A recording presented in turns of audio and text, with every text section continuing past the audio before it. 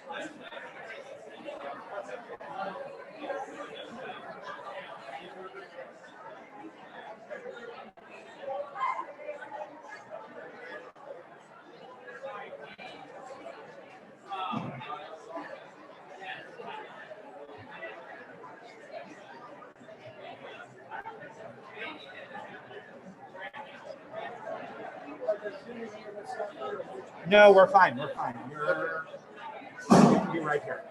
If you'd rather.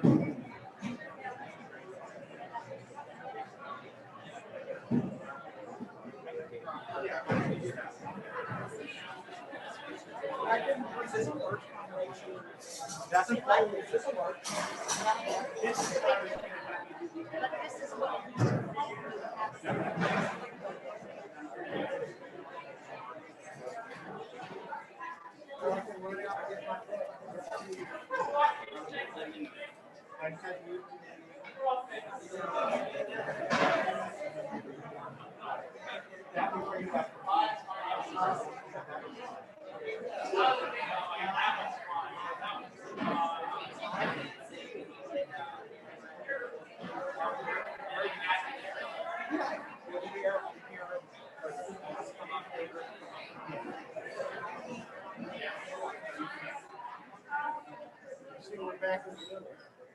Yeah, for now. I don't know. I'm gonna leave this. Perfect.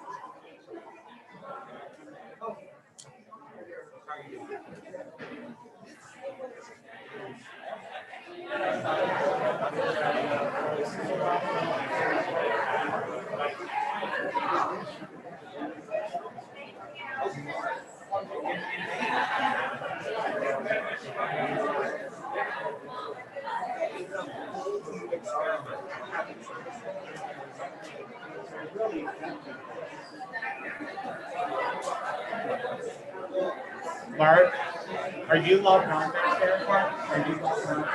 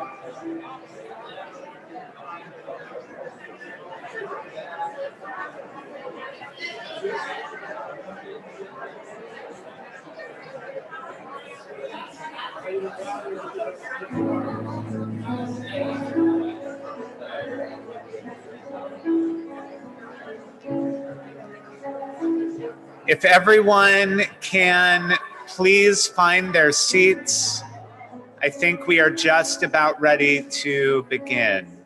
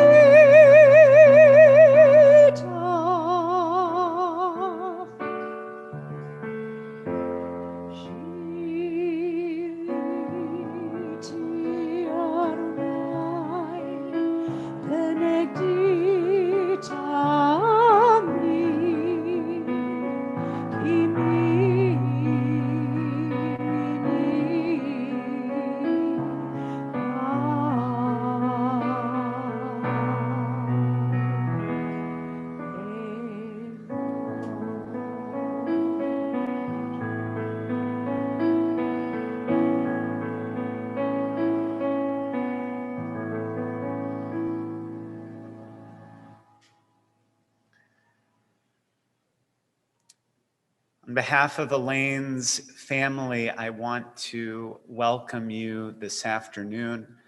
I'm Rabbi Joel Simon. I'm joined on the Bima today by Rabbi Richard Bernholtz, our Rabbi Emeritus, Cantor Deborah Cannizzaro, and Rabbi Michael Weiss.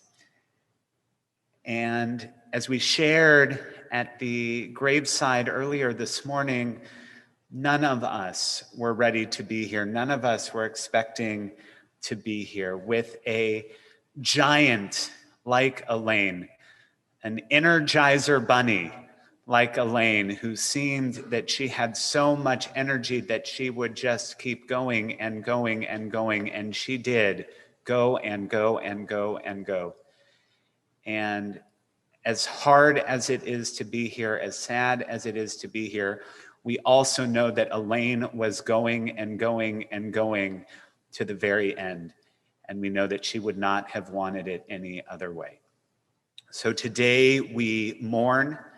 Our sadness is mingled with gratitude and praise as we offer thanks for a life that was extremely special, a life that gave so much to so many, and a life that will continue to give long, long after this day, even as Elaine is gone. I wanted to begin this afternoon with a poem by the Israeli poet Zelda, translated by Marcia Falk, called Each of Us Has a Name. Each of us has a name given by the source of life and given by our parents. Each of us has a name given by our stature and our smile and given by what we wear. Each of us has a name given by the mountains and given by our walls. Each of us has a name given by the stars and given by our neighbors. Each of us has a name given by our enemies and given by our love. Each of us has a name given by our celebrations and given by our work. Each of us has a name given by the seasons and given by our blindness. Each of us has a name given by the sea and given by our death. Today, as we remember Elaine Shimberg, we remember a woman whose name meant so many things to so many people. Of course, her name, along with Hink's, is on a hospital, a university library. It's on the Shimberg Grand Foyer through which you all entered our sanctuary this afternoon. Elaine's name is on the 26 books and countless articles that she authored. But it is the name that Elaine Shimberg created for herself through the life that she lived and the entire legacy that she leaves behind that we remember today. Each of you has Elaine's name written on your heart.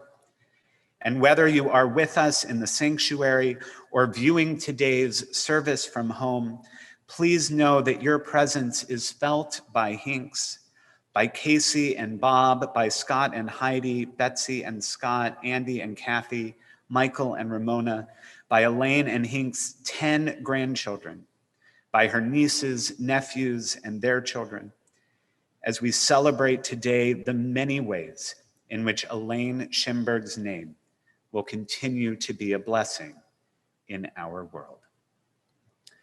Elaine's Judaism was extremely important to her, as she definitely made it her own and made traditions her own. But she found so much comfort in this place, in the synagogue, and in her tradition. And it is our custom at a time of loss to seek comfort and guidance from the texts of our tradition. And we'll begin with the 23rd Psalm. For just as Elaine was a guide, a shepherd to so many, we ask that God be our shepherd now, giving us guidance as we move forward from our loss. Adonai rovi lo efsar, binate sheyarbitzeni, al mei menuchot, yenaleini.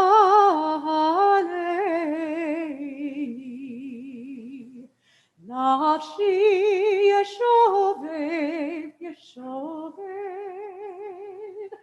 yancheni v'magle tzedek, yancheni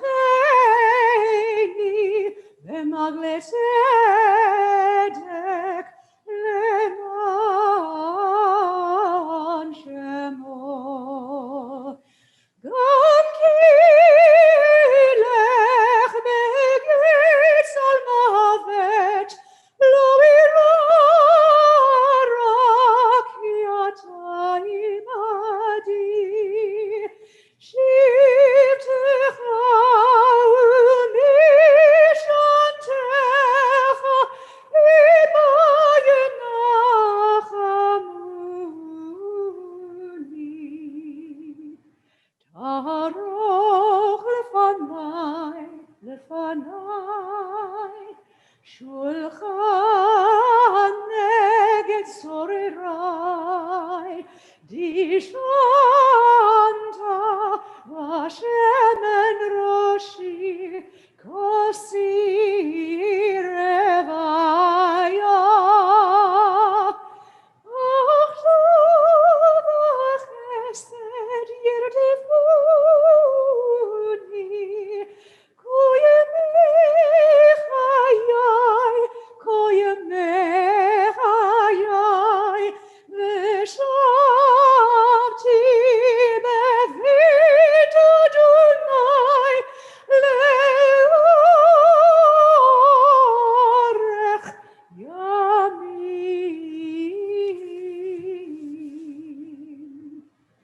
Adonai roi lo efsar, Adonai roi lo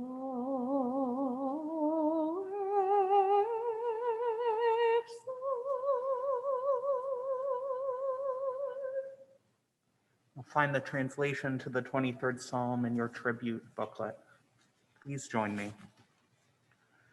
The Lord is my shepherd, I shall not want.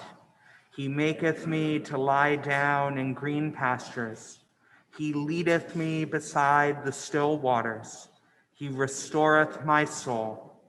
He leadeth me in the path of righteousness for his name's sake. Yea, though I walk through the valley of the shadow of death, I will fear no evil, for thou art with me. Thy rod and thy staff, they comfort me. Thou preparest a table before me in the presence of mine enemies. Thou anointest my head with oil, my cup runneth over. Surely goodness and mercy shall follow me all the days of my life, and I will dwell in the house of the Lord forever. I will now share Eshet Chayil, a poem that we find in the book of Proverbs describing the qualities of an exemplary Jewish woman, which certainly lines up with Elaine. A woman of valor, who can find? She is more precious than fine pearls. Her husband trusts in her, and so he lacks nothing. She does him good, never harm, all the days of her life. She perceives that her labor is rewarding. Her candle burns on into the night. She reaches out to those in need and extends her hands to the poor. She is clothed in strength and dignity, and she faces the future cheerfully. She speaks with wisdom. The law of kindness is on her lips. Her children rise up and bless her. Her husband sings her praises. Many daughters have done valiantly, but you excel them all.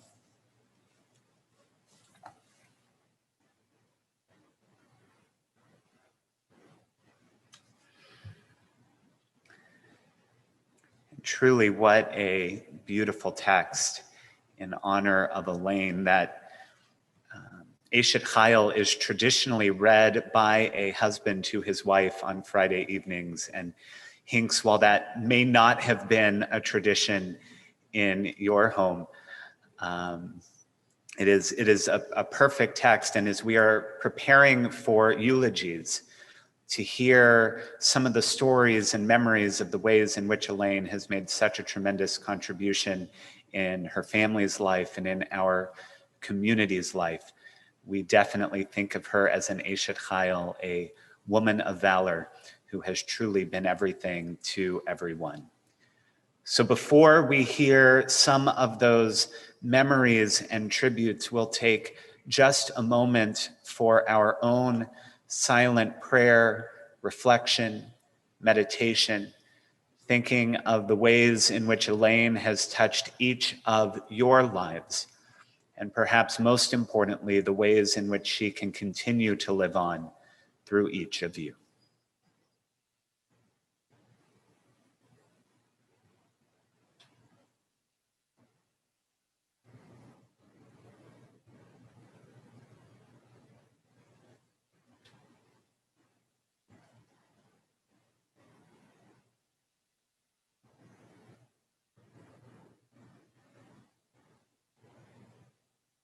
Yiyu leratzon imrei fi v'hegyon libi lefanecha Adonai tzuri v'goali.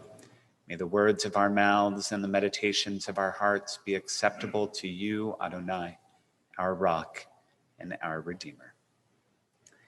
And for our first eulogy, we invite Rabbi Berman.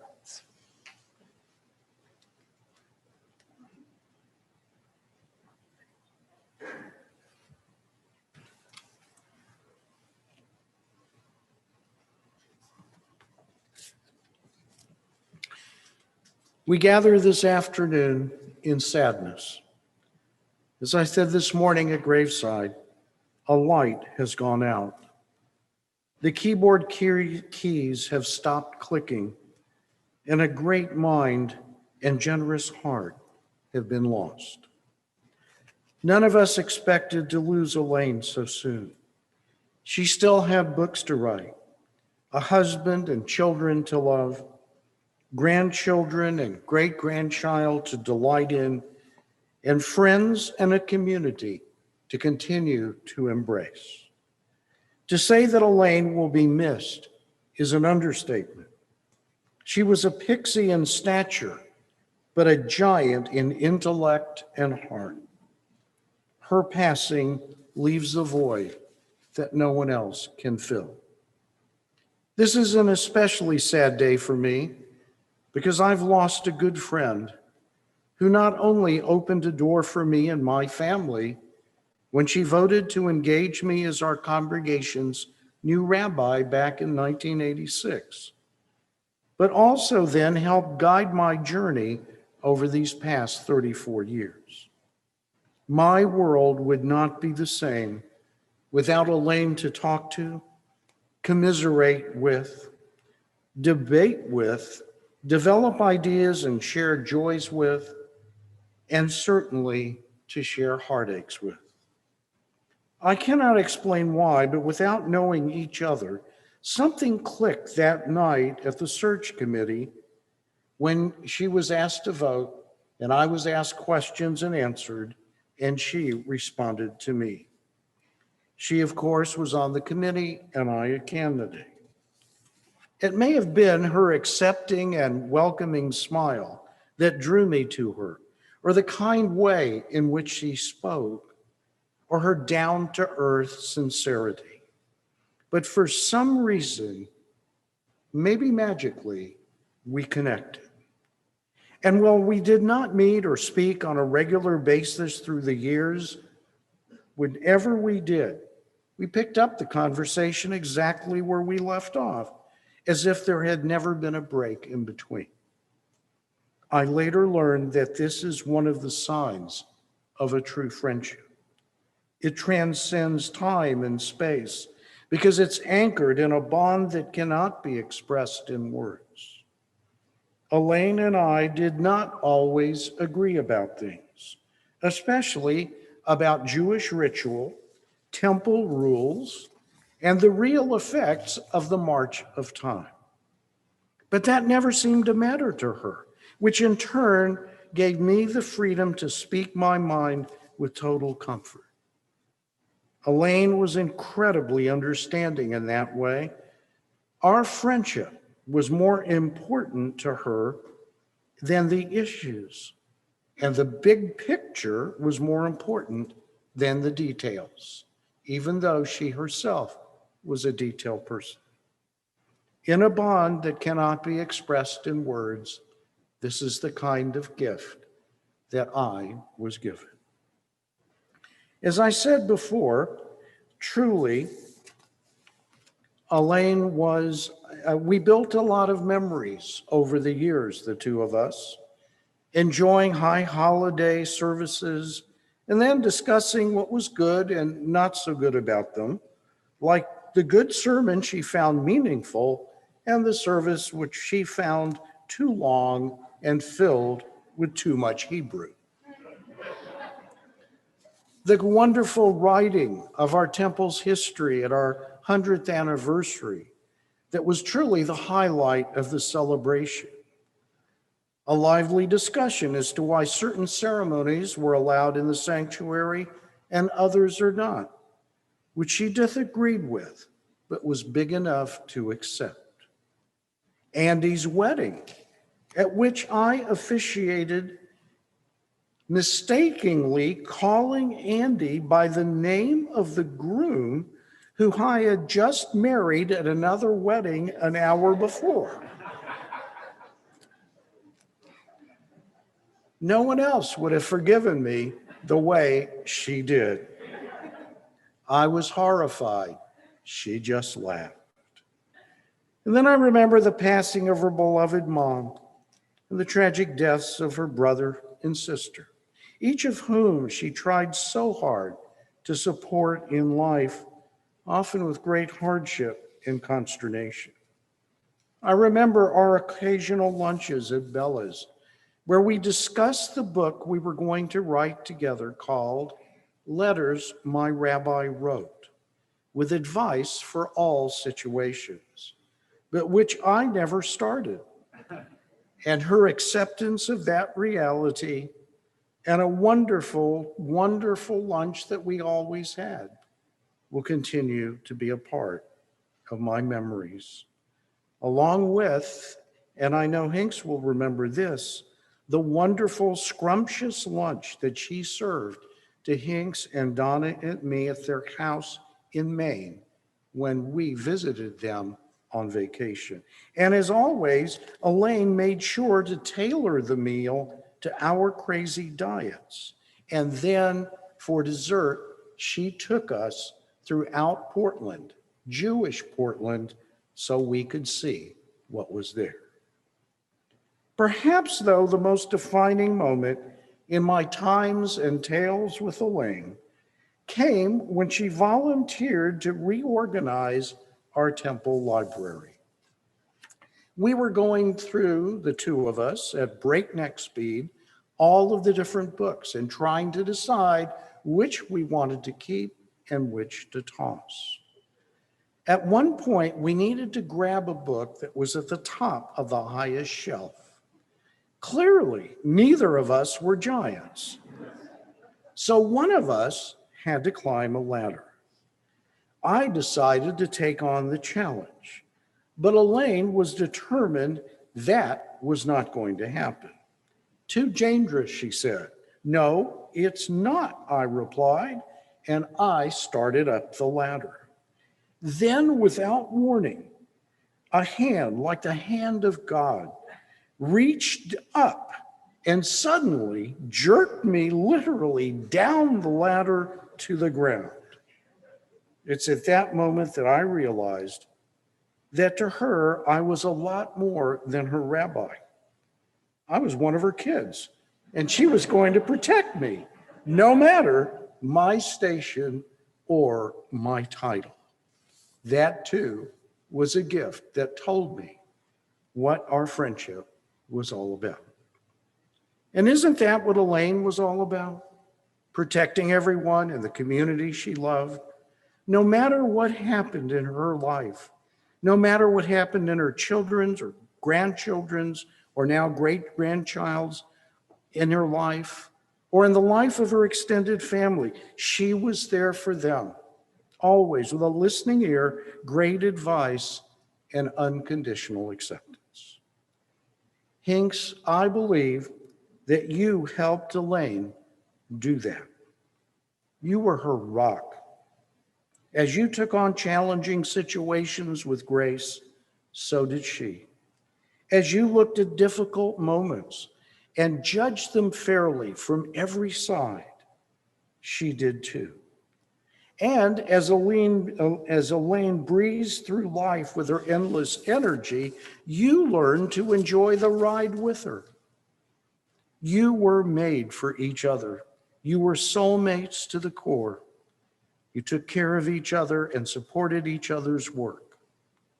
In a perfect world, anyone who wanted to marry should know the fulfillment of a marriage like the two of you had. You and she were an inspiration to all of us. And the same is true for the mother she was to Casey, Andy, Scott, Betsy, and Michael. She supported you as you were in whatever endeavor you undertook. What a gift. And what a gift you gave her by letting her know how much you appreciated her. And the same goes for the spouses. And the same goes for the grandchildren, who each and every one of you in your way at bar and bat mitzvahs showed how much you loved her. In closing, I'd like to give voice to the two pieces of wisdom she gave me when long ago I asked her what she as a writer wanted to tell the world. She said, the facts are interesting, but the essence is twofold. Number one, love your family no matter what. No matter whatever life brings, take it and make the best of it. Because whenever you make the best of the rough spots, they become better because your acceptance of what life brings makes them so. Those words, love your family and accept whatever comes in life without judging and with grace, have stayed with me all these years. And they have, as she had, made my life all the easier because of it. 34 years ago, she gave me a vote of confidence. I hope that I gave her the vote of love in return for a friendship that will endure forever. Amen.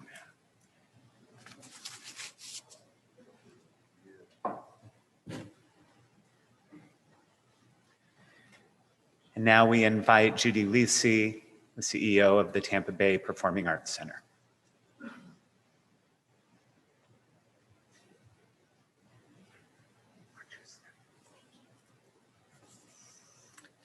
That was beautiful, Rabbi. Thank you. I'm so glad we could all be together at the sacred place to pay tribute to the extraordinary Elaine, a most wondrous woman who changed the world she lived in every day of her life. Wife, mother, daughter, friend, author, philanthropist, and so much more. Elaine was indeed a Renaissance woman. And she attained all her accomplishments, not only with excellence, but with elegance and humility. And somehow she managed to balance it all with grace as she raised 5 extraordinary children and supported her very successful husband, Hinks. Wow, what a force of nature. I know we all have our precious memories of Elaine. And she made each and every one of us feel like we were really special. And I would like to share a few of mine. The reason I am standing here before you today, like the rabbi, is largely due to Elaine. In spring of 1992, the then Tampa Bay Performing Arts Center had conducted a national search for a CEO. While I was the finalist, my husband Ernie and I had not quite made the decision. The search committee held a dinner for us to meet other board members, and fortunately, they sat me next to Elaine. With her charm, her sense of humor, her smile, her eyes, her authenticity, her intelligence, she shared with me Tampa's potential and all that it could be if we had the right people here. Well, that made me feel special. And then she clinched it, knowing that I had spent my early years in the convent. With a twinkle in her eye and her unique, inimitable humor, she shared that she had always liked nuns, and when she was young, she had thought of being a nun. But then she found out there were no Jewish nuns. But in Elaine's own way, she said, well, maybe I can be the first Jewish nun. Well, we just giggled, and we've been the dearest of friends for the last 30 years. We have so many wonderful memories at the center, family events, dinners, where we would discuss the world events, politics, theater, families, art, children. But there is one event that will always stand out. As you know, Hinks and Elaine have been so very generous to so many important institutions in Tampa. Just imagine Tampa without Hinks and Elaine. Regarding our Performing Arts Center, not only did Hinks play a significant leadership role in the founding of the center, he was chairman of the board as well as founding chairman of our foundation. And Hinks and Elaine made a significant leadership contribution to name what is now known as the Hinks and Elaine Shimberg Theater, which was dedicated to supporting emerging theater companies, including Stageworks, Job Site Theater, and many others. On dedication day, a temporary sign had been installed for the unveiling. This is a true story. And those of you who are fundraisers, you will particularly appreciate this. Hinks and Elaine were positioned underneath the sign, and at the moment of the unveiling of this temporary sign, the tassel was pulled, and we were waiting to see the sign, and like slow motion, the sign fell, and it fell, and it fell right on Hinks and Elaine. We stood there watching, shocked and mortified. At the reception that followed, Elaine knew how terribly embarrassed I was. Of course, in her own way, she immediately lightened the situation with her typical humor as she said, well, I thought we might get some extra benefits, but I didn't know a concussion was one of them. But that was Elaine, always giving, always sensitive, always putting others first. I know we will all miss her, but how fortunate and blessed we were to be in her orbit and to have Elaine as a presence in our lives. So I looked up the name Elaine. In Hebrew, it translates, "My God has answered me," and she certainly did. And in the Greek origin, it means shining light. Elaine's bright and beautiful light, I know, will shine on us always.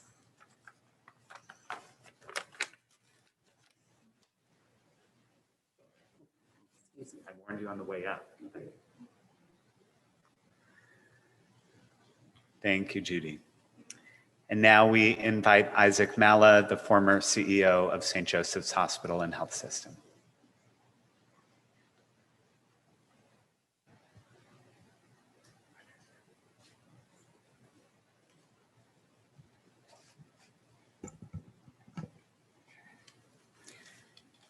To all the members of the Shimberg family, my deepest condolences on our incredible loss. And Rabbi, I think I see a common theme from your remarks about Elaine and arguing and debating with her, because I did much of that. And Judy, I think she figured out a way how to become a Jewish nun by affiliating herself so closely all these years with St. Joseph's Hospital, which is, of course, a Catholic organization and run, when I got there, by a group of nuns.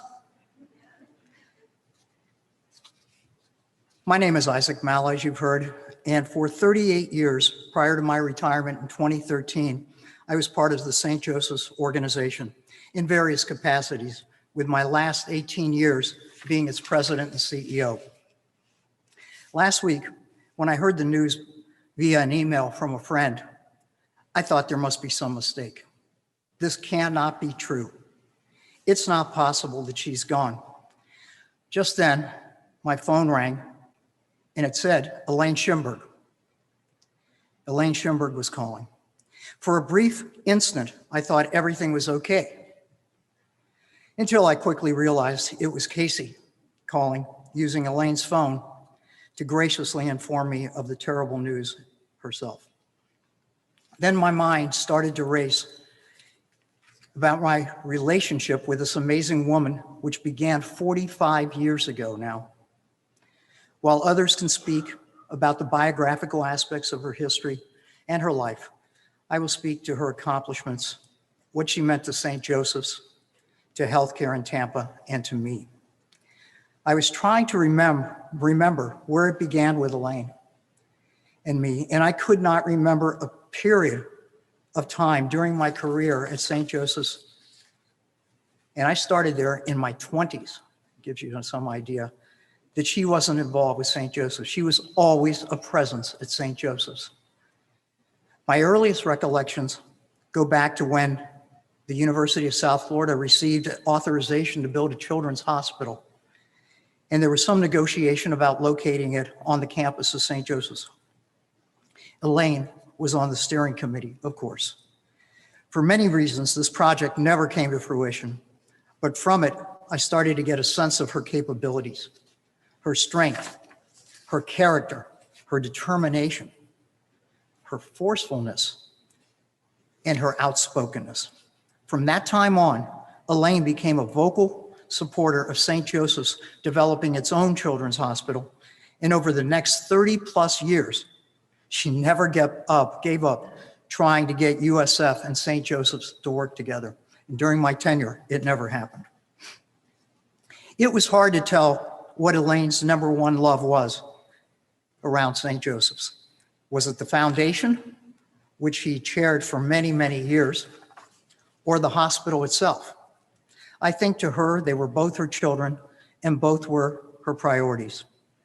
She provided incredible leadership to the foundation and worked with me closely in the early years when we struggled to find a capable, competent president. We went through 5 presidents in a little over 8 years, if that gives you some idea, until we found the right person. And then the foundation flourished and the assets of the organization tripled. She was a large part of every search, of every meeting, of every interview that we conducted. This took hours and hours of her time, which she gladly gave because she believed in the mission of the hospital, and she knew the foundation would one day be an important part of funding that mission. She seldom, if ever, got discouraged and kept us moving forward. As for the hospital, when I started, St. Joseph's was a 550-bed hospital in one location on what was then called Buffalo Avenue, now Martin Luther King. And through those years, it's transformed to in these 45 years, to a multi-hospital system within a multi-hospital system, the Baycare Health System. Elaine was appointed to the hospital board early in my career. To say that she was a part of that transformation that I talked about of St. Joseph's is a gross understatement of her contributions and the changes that occurred. These included the acquisition of Women's Hospital, the joining of St. Anthony's and St. Joseph's Hospital together. And she was an ardent supporter of that because there was some talk at the time of selling St. Anthony's Hospital in St. Petersburg to Hospital Corporation of America. She was right there with me during the formation of the Baycare Health System that went on for over 2 years before the documents were signed.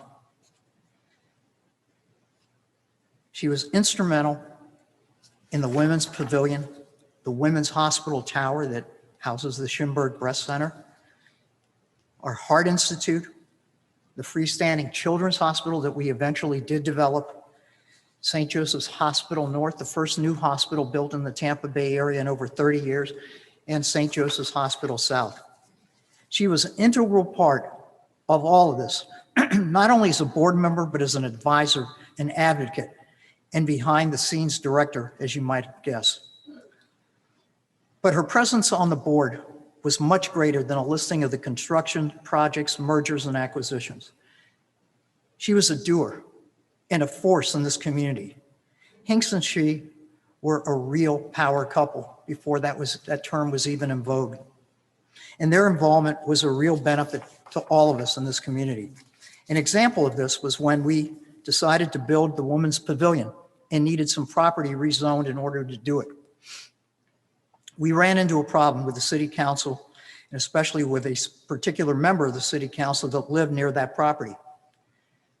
Hinks and Elaine sat through numbers of rezoning hearings that sometimes lasted well beyond 10 o'clock at night. I know that those council members would see them at those hearings supporting us, and I'm certain it had an impact on them. But we failed to get the rezoning on our first attempt. I was ready to bring in the lawyers and fight City Hall. Elaine wasn't ready for that, and she wasn't ready to give up. She convinced me and decided to enlist some help from the newspapers. And of course, she had the connections to do that. She got the Tampa Tribune to come out and to visit with us, and that resulted in an editorial about this project in the Tampa Tribune. It wasn't too long after that that we received our rezoning, thanks to Elaine. I remember another time when there was a medical malpractice crisis happening in Florida, and Elaine was able to get us together with the leadership of the University Community Hospital, because her brother-in-law was also on that board. So she put several of our board members together and the CEOs of those facilities to try to work out some compromises that would benefit all of our physicians. Now, to tell you about her commitment to getting things done around that, these meetings were at 7:30 in the morning. Anybody that knows Elaine knows she hated 7:30 meetings. And to make it even worse for her, they were held in locations north of Kennedy Avenue, which to Elaine may as well have been held in Siberia.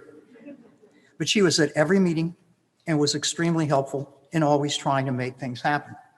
Unfortunately, the agreement that we reached with that other hospital, I don't think even lasted a single day. But we made the effort, and she was right in the middle of that. But with all the things that Elaine had going for her, as wise as she was, all the people that she knew, she was modest. She was modest about herself, and to some extent, even lacked confidence in some of her abilities. One day, I remember running into Elaine and Hinks at the airport. At the time, she was chair of the Board Development and Education Committee. She was chair of virtually everything at St. Joseph's for a long time. We were looking to nominate someone to be the next hospital board chair. When I saw them that day, we had a conversation about this, and I suggested that she would make an excellent chairperson of the board. Excuse me, Elaine.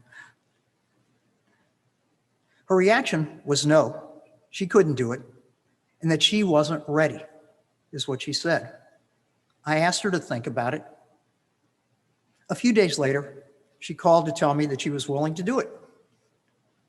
She told me that Hinks had asked her why she thought she wasn't ready or why she thought she couldn't do it.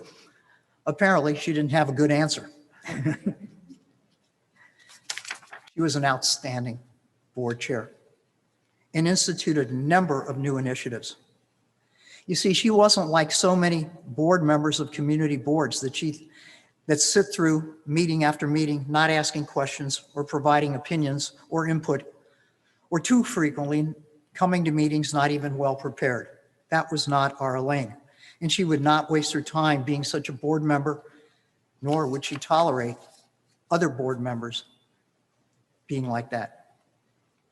She raised the level of competence of our board and kept all of us on our toes in doing that.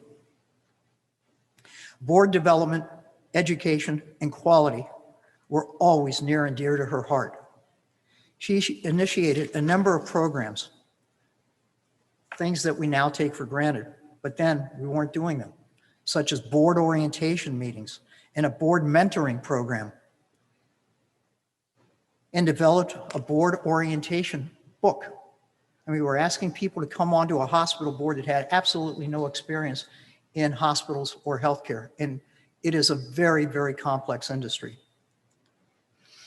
She asked that we join an organization that was focused on board education and had a monthly newsletter that was educational and that was sent to each of our board members. She was the one that initiated that. She started an annual board survey of the members on the board and instituted changes based on the responses that those board members provided.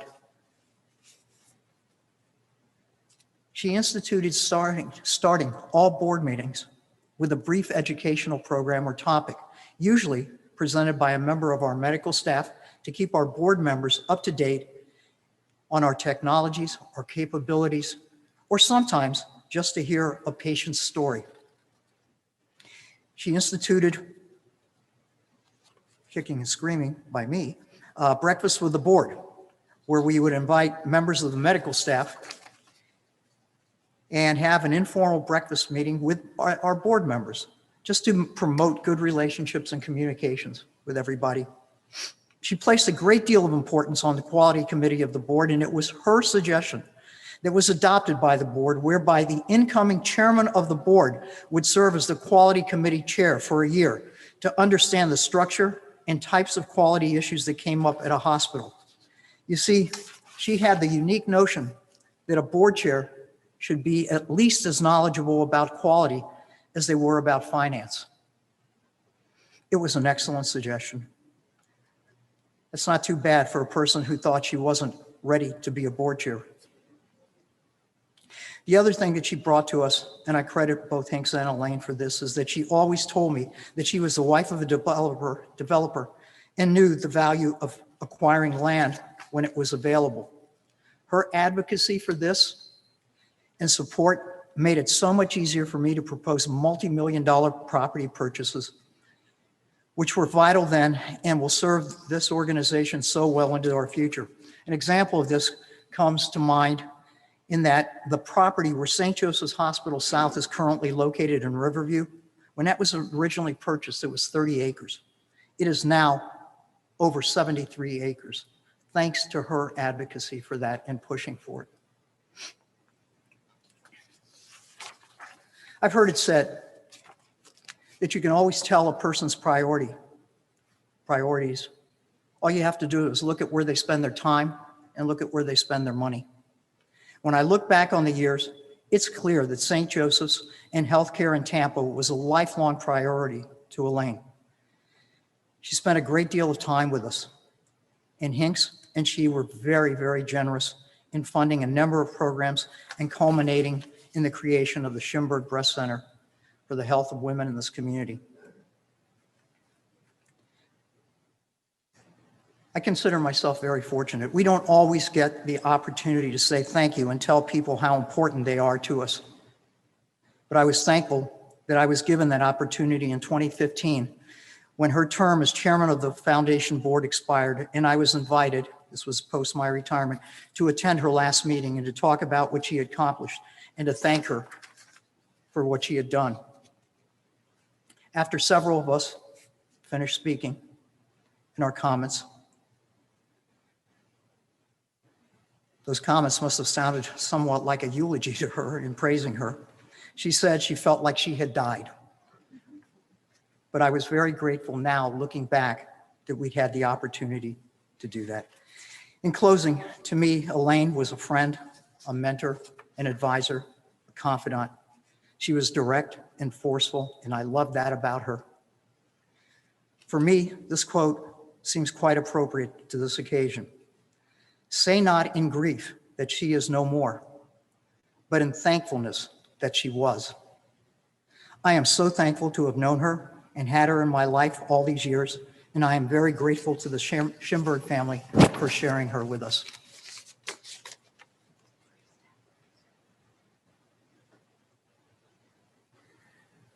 Thank you, Isaac. And now we will call Elaine and Hink's 5 children, Casey, Scott, Betsy, Andy, and Michael.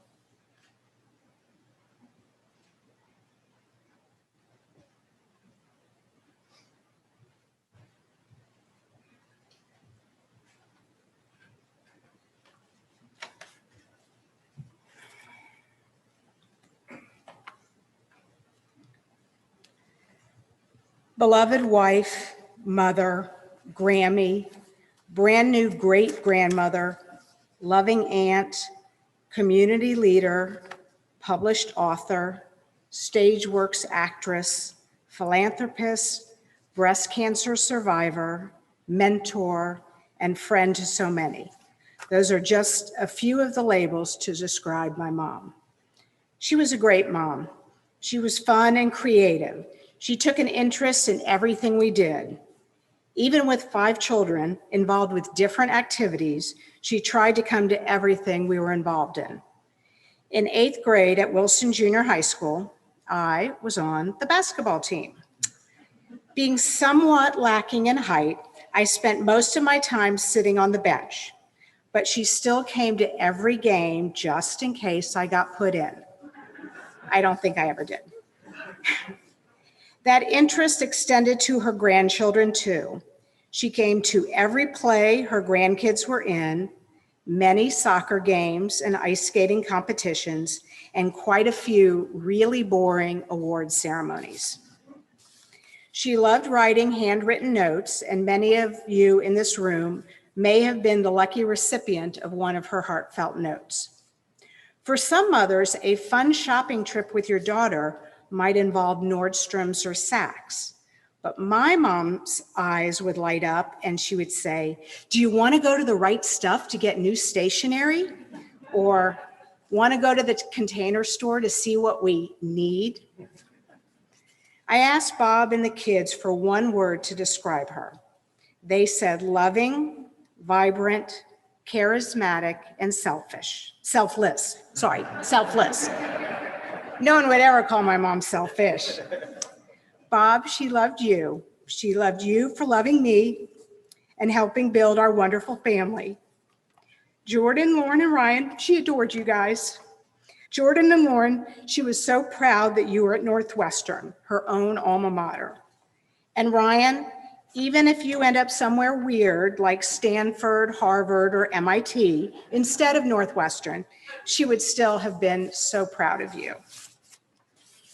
I'm sure my mother had no regrets about the life that she lived. It was truly a life well lived. Her only regret would have been not seeing the lives that her grandchildren will lead. She once said, "If I knew that my grandchildren would be so great and so much fun, I would have skipped you kids and gone right to the grandchildren." The hardest part when someone dies unexpectedly is not getting to say goodbye or "I love you." So here today, I'd like to say to my mom, goodbye. You are a great mom, and I love you.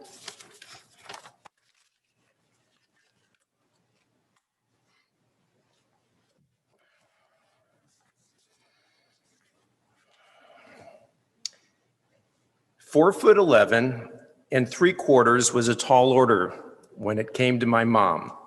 She would always say 4'11 and 3/4 in that creative way. She had to turn any shortcoming into a strength. Growing up with our mom, we always knew that her passions were her family, her writing, and her community. Growing up, we would always have nap time or quiet time every afternoon so that we were in our rooms pursuing our passions, and she would be sitting at her Olivetti word processor composing her latest books and articles. Her articles were written from inspirations from her family, from family travels to kids' sports to just parenting topics that just popped up. Kind of an Irma Bombeck writing style, I guess, that kept her readers engaged in what the Shimberg clan was up to, whether traveling to Scotland or how to keep poisons hidden from curious children around the house. Casey, you remember how you got into the baby aspirin? One of her many passions was theater. She was the perfect ingenue, always sharing her memories of performing in local theater. I had the privilege of being in many Stageworks productions with her, sometimes actually playing my mother. Her comedic timing was impeccable, and the audiences shared with us how believable the performances were playing mother and son. Her theatrical writing played out on small stages, composing a production once for all of the grandkids that performed at our grandparents' 50th wedding anniversary. And I'm told that at many temple productions years ago, enjoyed her uniquely creative writing skills. Years ago, she wrote the family Passover, Shimberg family Passover Haggadah with Heidi, and we still use it every year for the family Seder. Even the Clementine story at the end, if any of you know what that means. I know they do. The irony of her writing is that once things moved past typewriters and into the age of computers, she was in need of technical support. When it was the PC for years, that role went to Andy. But when I convinced her to switch to Apple, I became tech support for a long time. And then I was happy to pass the baton to Ryan over the past year. So family dinners were definitely a Shimberg tradition because of Mom and Dad. For the years at the Peking restaurant every Sunday with the big lazy Susan, to Seville for classic Spanish, to eventually at our house with Heidi and I hosting Sunday dinners for all the cousins to mingle and catch up. In my mom's mind's eye, this is what it was all about. Family and food, a Shimberg tradition. She kept everything, and by that I mean everything. And you would come over for dinner and there would be a package to open. In it, it could include your high school transcript, some embarrassing pictures from your youth, or program from a play that you were in summer camp production years ago, or most recently, pictures of my grandpa Fantle in front of his plane that now I have a passion for aviation. She just thought you'd want them, she'd say. She was a collector. Sea glass from her walks on the beach by Shimmy Shack, their main home filled with many wonderful family memories. Hippos from every corner of the world, actually 300 of them. Books and more books, and always putting her name in them if she lent them out. She even kept the World Book Encyclopedia collection. She insisted that it was easier to find information there than going online. and the intricate needlepoint pillows or the talit holders that she would work on for months that now sit in special places in the homes of her children and friends that she completed them for. She and I were proud members of the Left-Handers Club. From shared baseball gloves to coffee mugs and even scissors, we collectively lamented the relegation we felt in a world of right-handers who lacked our creativity and vision, knowing that, as she liked to say, left-handers were the only ones in the right frame of mind. Mom and Dad's marriage of just shy of 60 years serves as a benchmark to Heidi and me, as I'm sure it does with my siblings. Their love, their friendship, their respect for each other, their tradition of date night, carving out one night each week for just the two of them, all became invaluable life lessons that were gifts I will always cherish. Over the years, I knew she was always a phone call away. Through my questions and concerns through college years to troubling relationships, she was always there to provide words of sage advice, but most importantly, to listen. I would call her from the car just to see what was going on. It was like tuning into your favorite radio show, just because Mom would always be providing entertaining content for the ride. It was as if she was just waiting by the phone for that call, just focused on you and your shared conversation. Her office in our building was next to mine, and she and I would always enjoy a cup of coffee together. I will miss those talks. I know that she has been watching us, our family, and her family over the last 5 days, and she's been smiling to see us together. I know that it would bring her knockers to see her grandchildren gathering in the living room after Sunday dinner, going through her photo albums. But more importantly, I know that she is smiling at seeing the love of her life, my father, surrounded by his loving family and comfortably accepting his role as patriarch of her wonderful family. Thank you to everyone who has reached out to express their thoughts and condolences. It shows what an impact she made on this community. From being the other mom to our friends, to the community leader with her unique creativity and vision, and to friends and family that she impacted in towering ways, looking up to each of us from her 4'11" and 3/4 inches.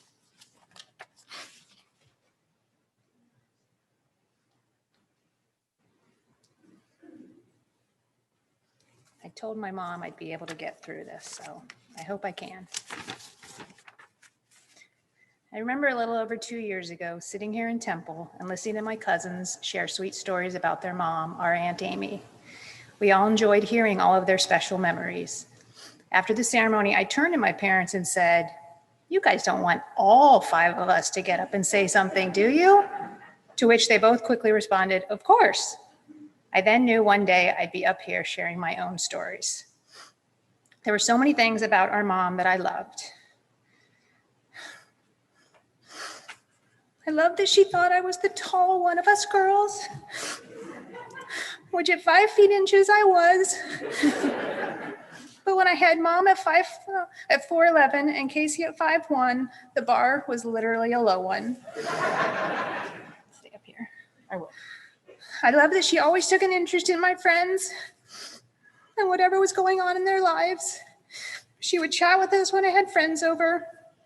After I graduated from college, she would clip out potential job ads, jotting down notes about specific things, and mailed them to my friend Suzanne until eventually she succeeded in getting her to move down to Tampa. I love that when I called home from college once saying I was homesick and needed to quit, she replied, "That's fine, but you'll have to join the Army." Obviously, I stayed in school. I love that she was always telling me what a great job I was doing as a mom with Mason, to which I would always answer, "Well, I had a great role model," which would always make her smile. I love that she was always calling me her sunshine girl because of my smile. And that the last text I received from her last week was when she asked if Mason, Scott, and I were having fun at Disney. I replied we were having a great time, but that I missed her, to which she said, "I miss you too. You always make me smile." I will miss you, Mom. Good job. Thanks.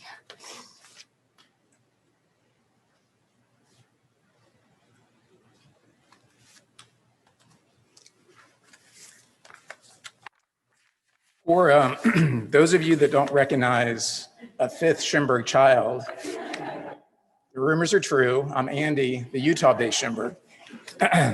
And by the way, what the rabbi didn't include in his story is the name of the other groom that he mentioned happened to be Scott. So at the end of the marriage, we actually didn't know if I was married to Kathy or if it was Scott that was married to Kathy. So I thought I'd share with you that I never thought I'd say goodbye to my mom over a text message. You see, I received a text from her the night before she passed away. It read, "Dinner was perfect. The fish is excellent. Hugs to all, even wee Ellie. Love you, Mom."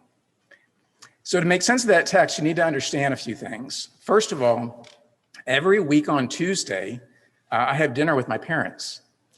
So remember that Tuesday with Maury? Well, they had Tuesday with Andy. I'm 2,500 miles away, but every Tuesday, thanks to Uber Eats, I get a chance to order a special dinner, catch up on what they've been doing, which is usually a rundown about what's going on in MSNBC. It's a special time for me, and I hope for them as well. We do it over an iPad using FaceTime, so they can see me, and they usually have the camera pointing up at the ceiling. So I stare at the ceiling the entire time. But I really appreciate the time to connect with them. So as Scott said, food was how we celebrated as Shimbergs. Food was how we loved each other. Food was and is an important part of the Shimberg culture, whether you're in town or you're 2,500 miles away. And I cherish that we got to do that time together. Hugs to Ellie refers to her new great-granddaughter, her first great-grandchild, and my first grandchild. Remember, I live in Utah. My mom loved babies and never could have enough kids. I think she would have kept going. She was inspired by Cheaper by the Dozen, so she actually wanted 12 kids. She used to also talk about that children's book, Make Way for Ducklings. And so when I lived in Boston for a while and we would walk the Boston Commons, she would point out that statue of the ducks, if you've ever seen it. It's walking across the park. And she'd compare herself to that proud mother duck leading the little ones.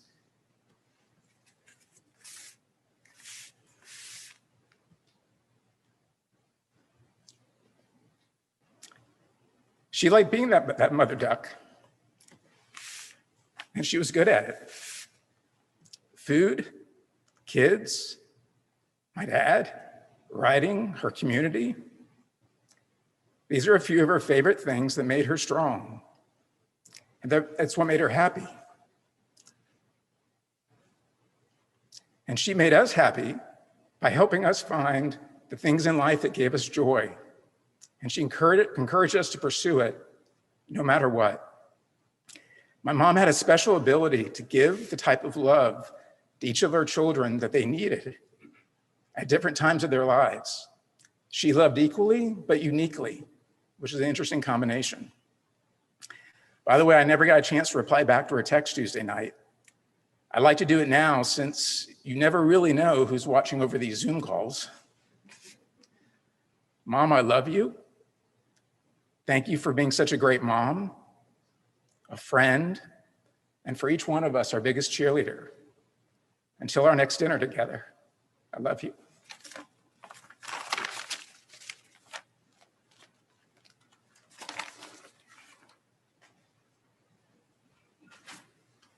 So being the youngest of 5 has a lot of advantages. Giving the last eulogy is not one of them. Speak softly and carry a big stick. You will go far. These famous words by Teddy Roosevelt could not describe my mom better. I've had so many people say such amazing things about her over the last few days, and I'm so appreciative. To many, she was a community leader, philanthropist, and mentor.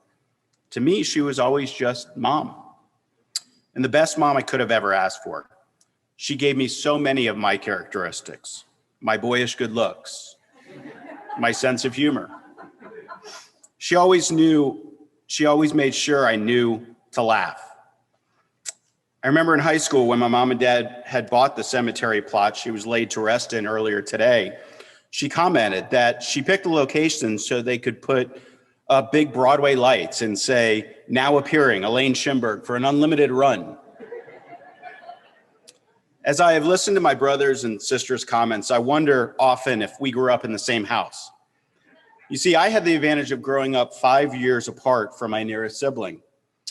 And even though my siblings would always joke that I was a mistake, my mom would always say, "You were very much planned. You were my tiebreaker from having 2 girls and 2 boys."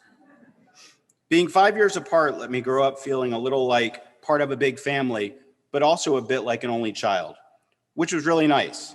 But it didn't matter whether all 5 kids were home or just me, because mom always made you feel like her focus was on you. Sometimes that was great. Sometimes in high school when I made questionable decisions, that wasn't the best. I think the most important thing and lesson she gave to all of us was her time. She was involved in a writing career, many boards and organizations, and raising 5 kids. Besides, every now and then, as a kid, she would call me, Andy, or Scott before finally settling on Michael. Life never seemed to overwhelm her. She went to the board meetings, got to the book chapters written, and still made it all to but one of my sporting events that I ever played. Whether it was in Tampa, Jacksonville, or even Frostproof, she even sat through many sporting events that I didn't play and still had that bright smile after the game saying the coach didn't know what he was missed by not playing you. I mentioned she went to all but one game because she would always say, the one soccer game she ever missed, I broke my leg. She was convinced, had she gone, it wouldn't have happened. And Judy, she would have made a horrible nun, because one of her famous quotes that she always would say was that at a St. Joe meeting, one of the nuns had asked her, how many kids do you have? And she said, well, I have 5. And she said, well, you must be a very, very good Catholic. And she said, no, just a horny Jew. Sorry, Rabbi. She taught me to take life and every day one step at a time. Getting overwhelmed wasn't helpful and didn't help you accomplish what you needed to get done. And that's who she was. It was never about her.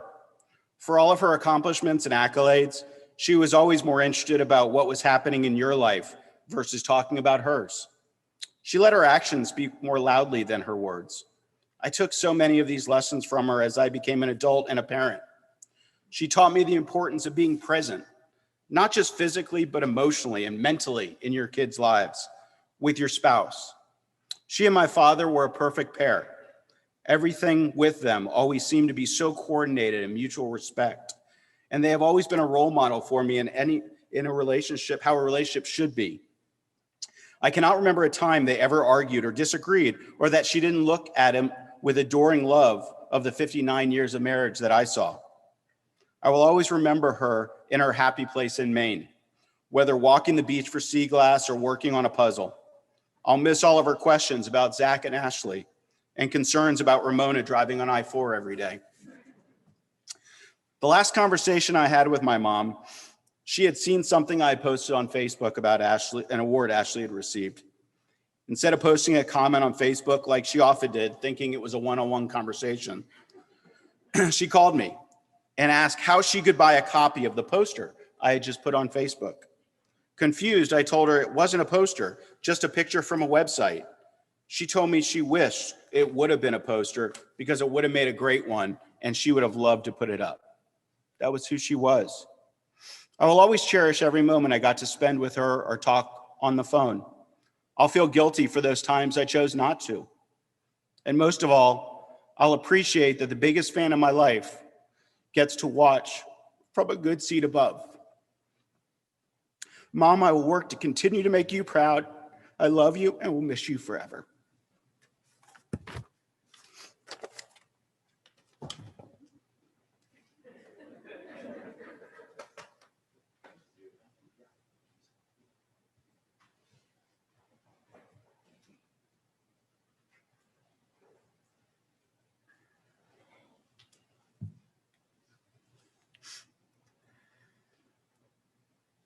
What beautiful, beautiful tributes. I cannot imagine how proud your mom would have been of all of you.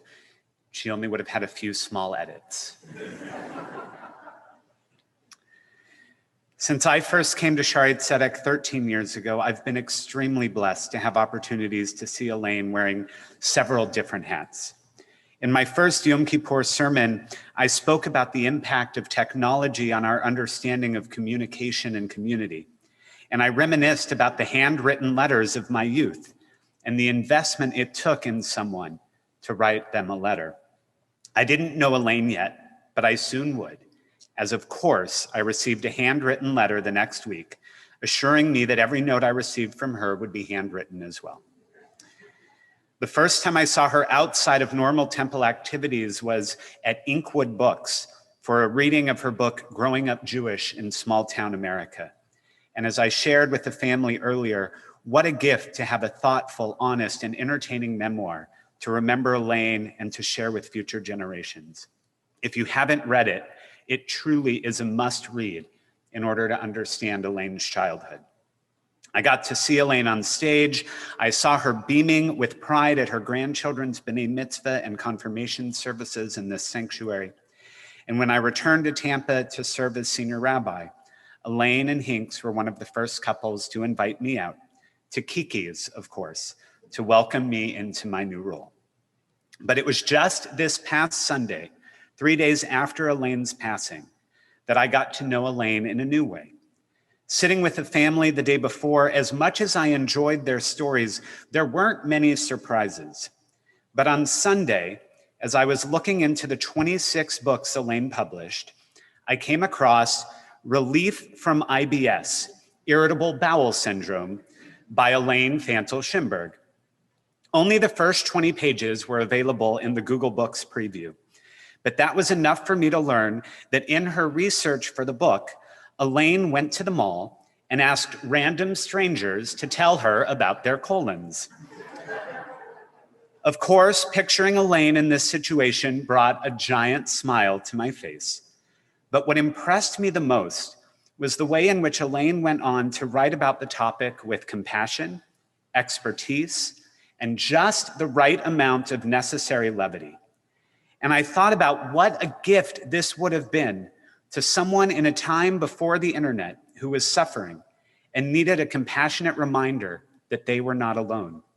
This, after all, was long before you could easily find countless blogs and online communities for any given issue. Elaine was ahead of her time, providing useful information in a relatable fashion to anyone who needed it. While these books were written on one of Elaine's beloved typewriters, in effect, they too were handwritten letters to anyone who needed them. And because she cared enough to do the research on so many different topics, she was able to provide that loving attention to so many different people with so many different needs. And then I understood why Elaine had wanted 12 children. And it wasn't just because of cheaper by the dozen. Elaine had so much to give. She was able to be something unique to each of her 5 children, as we just heard in their beautiful tributes, to her 10 grandchildren, to everyone in her family and everyone who loved her. And had she had the chance, Elaine would have been a wonderful mother of 12. She created a life that would be a handwritten letter for anyone who needed her, a personally crafted relationship that was special for everyone. Elaine had a special ability to be the presence you needed, regardless of what you needed. How to Be a Successful Housewife Writer was the perfect first book for Elaine, as she would in fact do it all. She ran her home with efficiency using a chore wheel, a poker chip point system that of course Scott figured out how to manipulate, and even a literal doghouse, well, at least a crafted doghouse on the wall into which a picture of each child would go into when they misbehaved, that I could only assume you went into when you attempted to cheat the poker chip system. This efficiency, along with that 2-hour nap time for the kids, would allow Elaine to have her time for writing while also making every swim meet, soccer game, and more. A case of strep throat right before a deadline was no problem, because Elaine was able to create special individual time for each of her kids weekly, along with that date night for Hinks. And Hinks, while your weekly date night was sacred, In so many ways, your life together was sacred, as you created holy moments in a holy relationship built on mutual respect, support of one another, and a deep love for each other that didn't stand in the way of you pursuing your own individual passions, but rather enhanced each pursuit. You met at your holiday party. Elaine, fairly new to Tampa at the time, was the blind date of a friend of yours. Luckily, she was more interested in you than your friend, and you were fascinated by her. After the party, you said to her, the gentleman that you are, quote, "I have your number. May I make use of it?" And she said yes, and you did, and you were married within the year. While you both supported your individual endeavors, you also blurred the lines between them. You too became a lover of theater, producing shows. Elaine even got you onto the stage a few times, even though you said you weren't a very good actor. Elaine would sit next to you as you watched sports, going to games as well. And while she may not have been as into the games as you were into theater, she no doubt enjoyed watching your enjoyment, and she would get into the games on her own as well. You loved traveling together, and you told me that your travels would produce both articles and children. And thanks to Michael, now I understand a little more. One particularly memorable trip was a cruise upon the Queen Elizabeth. A bomb threat on the ship could have ruined it, but Elaine established herself as a journalist and wrote freelance articles from a passenger's perspective. And I looked, and that cruise, if my research was correct, was a year after Michael was born. So articles were the only thing that came out of that one. Hinks, the two of you were different from one another for sure, but you balanced each other so beautifully. And in your love, you gave Elaine the room that she needed to be Elaine. Their kids shared with me that Elaine was the rule enforcer, while Hinks would nod as if to say what she said. And when they called home, speaking with Elaine, Hinks would get on the phone for a couple minutes before taking his leave and letting Elaine carry on with the conversation. Hinks, I know you enjoyed the home Elaine created, her wonderful cooking, dinner always at the formal dining room table with fine china and cloth napkins. But this was far from a one-woman show, as this was truly a table that the two of you set and created together. Whether a vacation, a parental decision, or a major philanthropic contribution, the two of you would communicate together and make the decision together. And when there was a challenge in front of you, you faced that together as well. We know that you have not only lost your wife, but your teammate, your true partner, your greatest love. And we're all here for you as you move forward from today. You both shared so many values, including the role of Judaism in your lives, of giving to improve your community, and of course, the importance of family. You embraced each other's family and your own as it grew. While your future sons and daughters-in-law may have been initially intimidated to meet the Shimbergs, you were both immediately welcoming of each of them. And whenever Elaine heard of a new engagement, the date book came out and she was ready to help choose a date for the wedding and to make arrangements. And as we think about all of your and Elaine's accomplishments, and there are so many, I think one of your greatest joys was becoming Grammy and Papa. While neither of you ever really retired, you found ways to slow down, and you created memories for your grandkids at the house in Maine and here in Tampa, and they knew that you were always there for them. Each of the grandchildren have shared memories with me.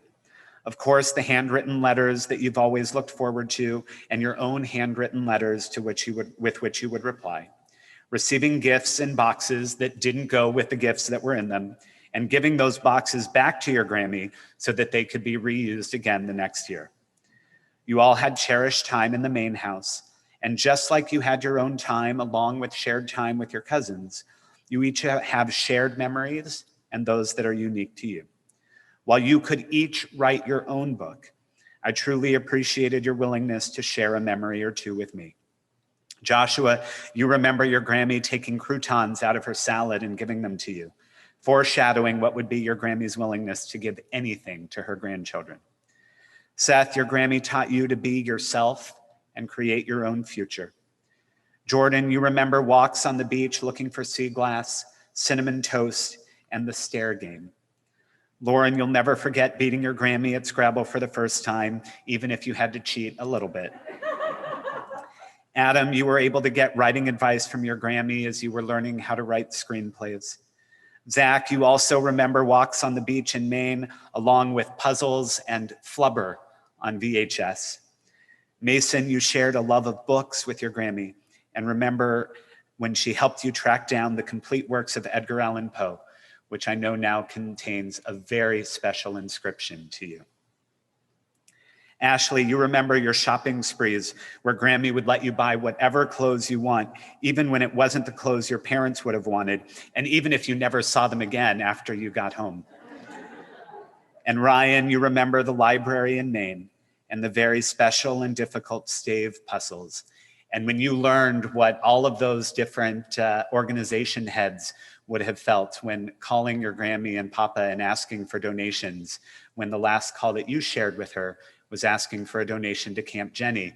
And while the other members in your family said sure and wrote a check, your Grammy had lots of questions before making that commitment. And while I didn't get the chance to speak to Madison, I can only imagine how, in holding her brand new baby Ellie, named for her Grammy, that all of the memories and all of the lessons learned from her Grammy and Papa are a part of the way in which she's experiencing motherhood now for the first time. For each of you, your Grammy is such an important piece of who you are, and each of you are one of her most special handwritten letters. And as you continue to write your own stories into the next generation, you will bring the same compassion, the same understanding, the same sense of partnership, and the same understanding of love that you learned from your Grammy.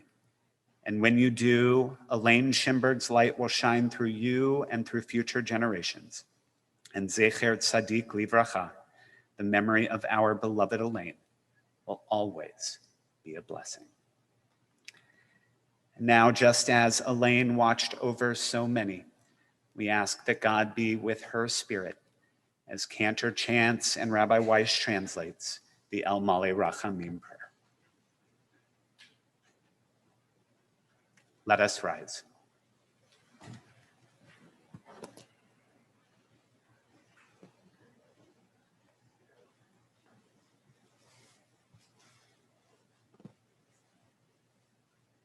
El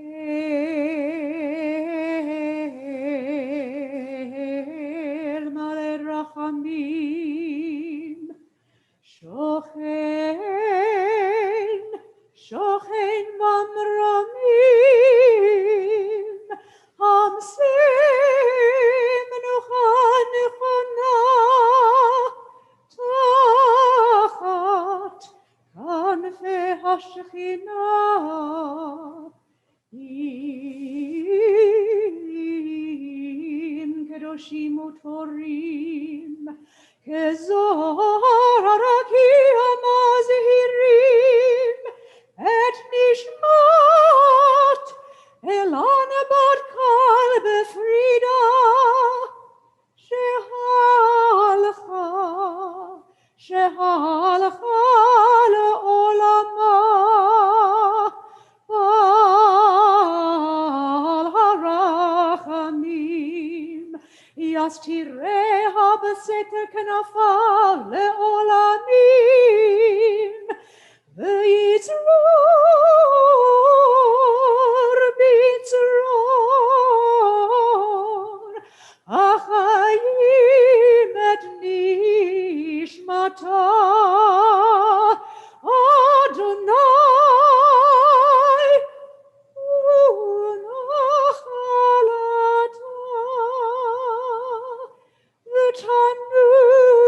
v'tanuach b'shalom, b'shalom al mishkava,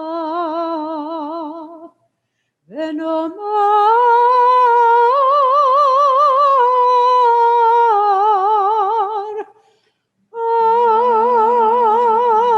Amen.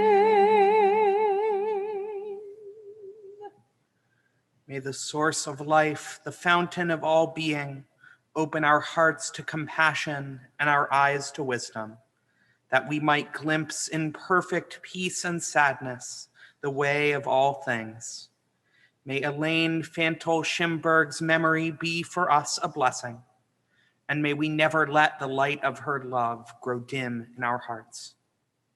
May we remember all her worthy and righteous deeds, that her memory be forever bound up in the bond of life. God is our source and our destination, our beginning and our end. May Elaine's death awaken us to this truth, that the bond of love we shared and share cannot be severed by sorrow. May she rest in peace. And together we say, Amen.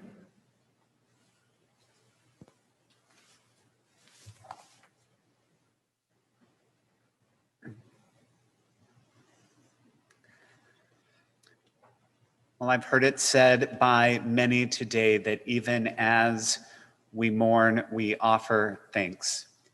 And that is what our Jewish tradition teaches us to do as well. The prayer traditionally said by mourners, the Kaddish Yatom, the mourner's Kaddish, is a prayer of thanks and praise to God. So as we join with Hinks and his family in the mourner's Kaddish, we offer praise and thanks for such an extremely special life and ask that we may follow even just a bit of Elaine's example as we move forward from this day. Yitgadal v'yitkadash shemei Rabbah, be'alma divra chirute v'yamlich malchute, v'chayechon u'v'yomechon, u'v'chaye dechol beit Yisrael, ba'agala u'vizman kariv v'imru amen. Yehi Shmei Rabbah Mevarach Leolam Ulalnei Almaya.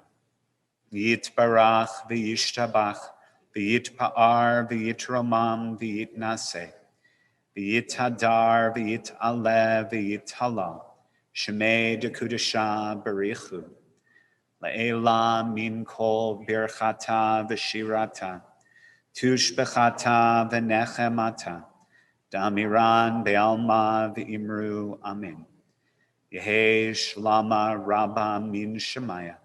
V'chayim aleinu ve'al kol Yisrael v'imru amen. Oseh shalom bimromav. Hu ya'aseh shalom. Aleinu ve'al kol Yisrael v'imru amen. May the source of peace send peace to all who mourn and comfort to all who are bereaved. As we say together, amen. I know that everyone who would like is invited to join the family at the Brian Glaser JCC. Maybe what we'll do is let those in the family who need to leave the sanctuary first, and then afterwards we'll let everyone head out of their seats. So if everyone can remain where they are until the family has a chance to go.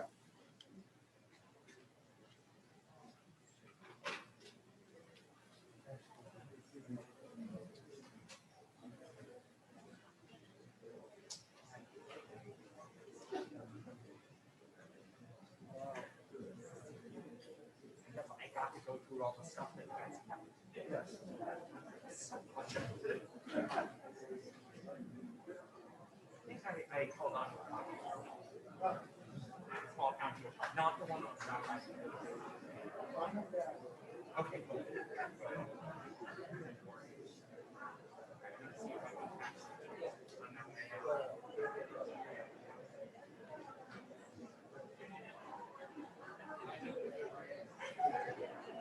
All right, thank you all so much. If everyone wants to go ahead and head over to the JCC, you may do so.